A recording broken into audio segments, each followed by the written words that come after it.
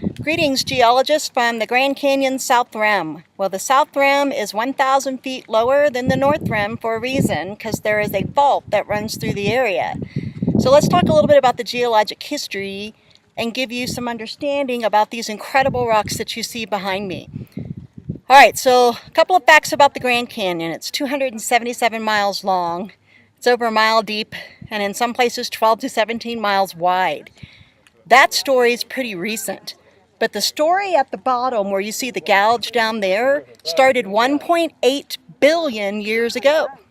So how did that happen? Here's the story. It's really cool. We had an island arc collide with the North American continent about 1.8 billion years ago, not million, billion. And when that happened, it glued on or accreted on and uplifted mountains. So you might wonder, where are those mountains today? They have eroded down, and all that's left is what's at the very, very bottom of that gorge down there. Those are called the Vishnu schist. They're old, igneous and metamorphic rock that are very, very rock solid, and they're still several miles thick of that rock that we have today. So right above that layer, you start seeing different looking rocks because they're sedimentary. These sedimentary rocks are all Paleozoic in age. What does that translate into? About 545 million years ago, up until about 200 or so million years ago. So it has rock layers from the Cambrian all the way through the Permian period. So in those layers, there's stories. And here's an example. In some of the Cambrian layers is where we start seeing trilobites. And trilobites look like little roaches, but they're ocean-looking animals that were scavengers of their time. We have worm burrows. We have other sea creatures that live in these rocks like crinoids and fish. But some of these sedimentary layers aren't just about seas. Some of them are about land-derived sediments that would have been from rivers called fluvial environments. Others are in aeolian environments, which are deserts. So we have fossils of amphibians and reptiles, and we have other types of geologic structures like ripple marks and cross-bedding. So there's a rich variety of geologic history captured in these rocks. Interestingly enough, the top layer of the Grand Canyon is called the Kaibab limestone, and the Kaibab limestone is a seabed limestone that's very, very sandy. And in this sandy layer caps what I'm sitting on right now. Literally, it is the frosting of it. You can kind of see that same layer towards the very, very top of the other side. The difference is it's 1,000 feet higher. So why does it abruptly stop at the Kaibab limestone at the Permian in age? Well, that's an interesting story too, because there used to be a lot of younger rocks piled on top of the Grand Canyon. So let's talk about that story. The Colorado Plateau uplifted about 15 to 20 million years ago. And when it did, it was not uplifted in the same way the mountains in Colorado that you're familiar with as the Rockies were, but it was still part of the same kind of system. And so when the Colorado Plateau uplifted, it kind of also uplifted and tilted these rocks. When it did, rivers started to flow downhill.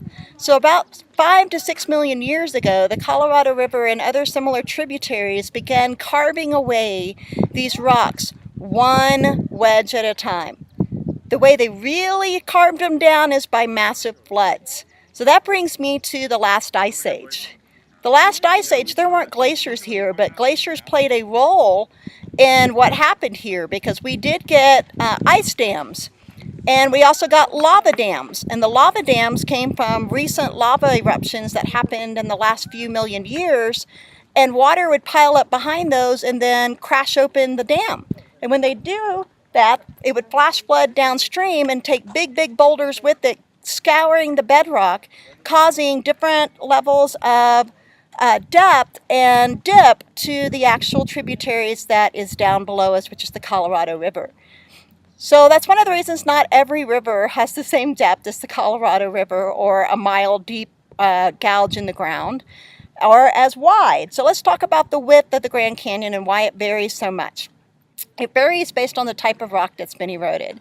The harder the rock, the more vertical the rock layer will be. The softer the rock, the more angled the rock bed will be because it weathers faster, so it has a higher differential weathering capacity.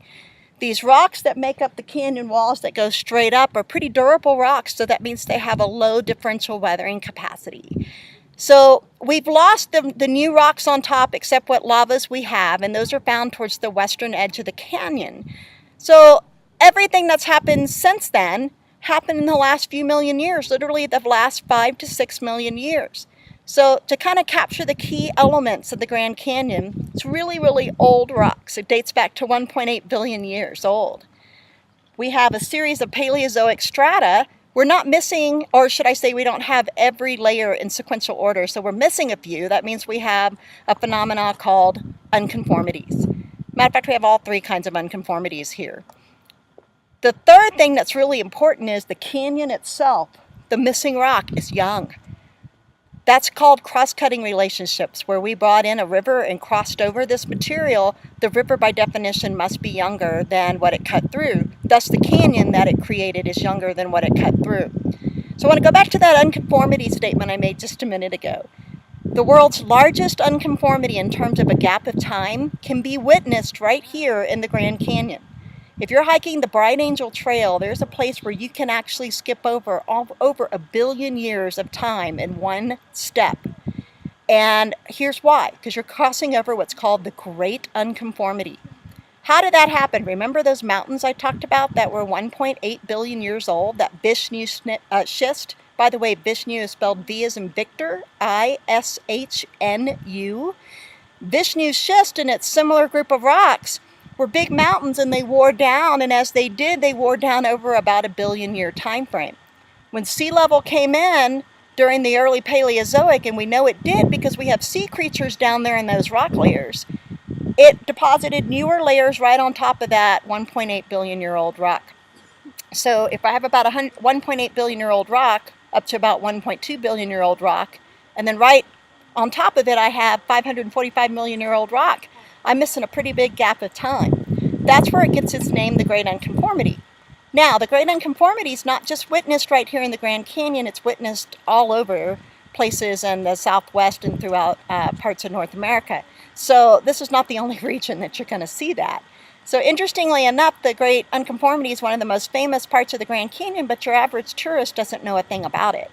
So I want you to learn about it as being a geology person in my classes, because it's important that the Great Unconformity is witnessed. So to kind of give you a bird's eye view, that's that layer that looks really in the indention of the river there, the very base, overlain by that flat sedimentary rock. That's called the Tapete Sandstone. The Tapete Sandstone is the first Paleozoic, or what we would call modern geologic time rock layer that's laid in the Grand Canyon, and everything progressively on top of that is fairly flat, and that's because it was preserved in a canyon.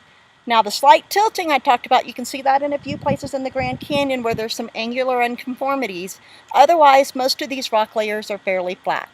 So welcome to the Grand Canyon, and I will see you at the next stop. Bye.